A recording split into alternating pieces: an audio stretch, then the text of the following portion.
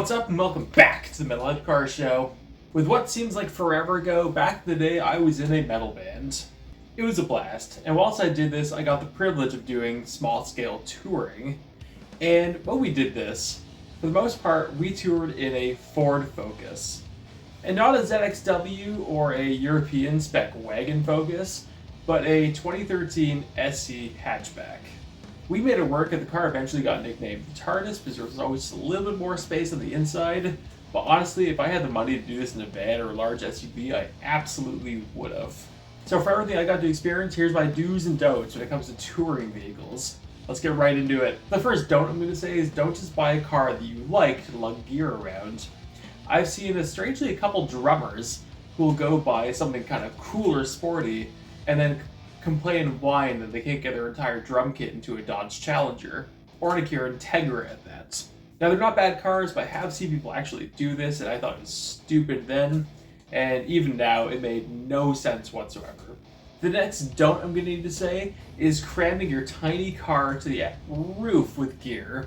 Now, there is something to be said about using what you have and using it to its full capabilities, but what we used to do was a 2013 Ford Focus SE, 4 people, all the gear, guitars on the laps of whoever's in the back seat, and the trunk packed to the roof with gear. Now, the car did it. The car did it spectacularly, but also, we probably had over 1,000 pounds of crap, including us, in the car, and no visibility. So we were working every component of that car way harder than we really needed to, and we couldn't see shit. So we made it work, but it was never a good idea, or never a safe idea.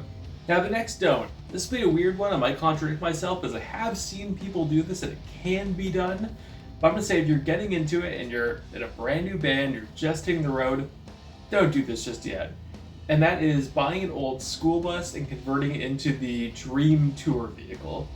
Now what I mean by dream tour vehicle is having a spot for everyone to sit, and a sleeping quarters, and a gear cargo area, and kind of have a rolling hotel that you could take on tour. And inherently, used school buses aren't that expensive, so it may seem like I'm full of shit and this is a great idea, but here's the reality. Big, heavy-duty diesel vehicles require expensive maintenance. School buses won't really be an exception. They may not be like a Freightliner or a giant tractor, but maintenance is going to be expensive. So keeping this thing going is going to be rough. Filling these things up with gas is going to be an absolute nightmare if you're new and just starting out.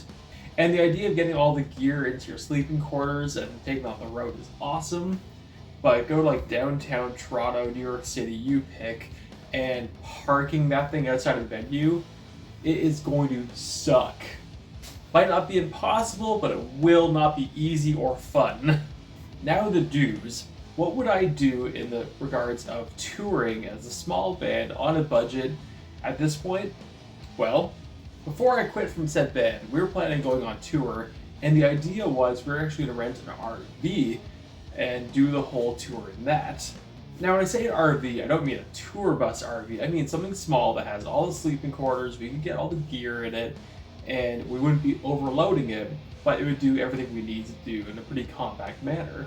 Now there's pros and cons to this, but the beauty is we have a rolling bed, we can stop at truck stops, and despite the gas won't be super cheap, the cost of renting it actually outweighs the cost of getting hotels and gas and whatever else may come up with a normal vehicle. Now this tour didn't happen due to a really strange, weird thing that happened in March 2020, but it was a pretty damn good idea nonetheless. Second thing, and this is an obvious one, buying a van. Now, minivans go on the used market all the time. Now, some things like the Astro vans and the Volkswagen vans are kind of going up in value due to they're really, really usable. But there are lots of vans out there, parts aren't going to be expensive, insurance won't really be expensive, and these things are worth nothing. I've done my fair share of out-of-town shows in a Ford Freestar named Beverly, but my beautiful choice, I would go with a Honda Odyssey. They seem to be one of the better picks. I did a tour in a Toyota Sienna once, and it did great, but it was wobbling around at highway speed the entire time, and it never really felt super stable. Otherwise, it did a great job. It was easy to use, it was easy to maneuver in downtown cores, held everything. It was great, but if I could go back and change things or be picky and, well, pick the exact vehicle I want, I would go the Odyssey. What vehicle I was actually trying to buy at that point? I really wanted to buy a V10 Ford Excursion because it could fit the whole band, all the gear, and another band, and their gear, and their dog, and we would still have space. And also, it has a V10. But that thing would have cost a fortune to fill up and keep going, so that was never going to happen. Also, right when I was starting to look, they're going up in value, so never. And the last do, I would say, if you have one of these vans or SUVs, go get an enclosed trailer with a really good lock on it. This way, you don't need to load up the van to the roof. You can keep a lot of the stuff in the trailer. You can have a bit more room to breathe in the car, and you can store a bit more out of sight from the world. We fortunately never had a problem of a vehicle being broken into or gear being stolen, but I think fair share of vans could say that's happened to them. So if it's in a enclosed area, it should be better. If you're going to do that, though, for the love of God, don't have the band logo spread across the trailer, because you may as well have a sign saying, "Steal me!" This may seem like an odd video, but there's a million local bands out there, whether metal or not, that are working their asses off to get somewhere. So I want to make some sort of video for them as here's a tip or a helping hand to get you somewhere in the future. Support your local bands, support your local venues, go out to a show, have a great time. But I want to know, what do you think? Do you agree with me, or do you have your own little tips that I didn't mention that has saved you a pile of time, money, and headaches? Let me know in the comments.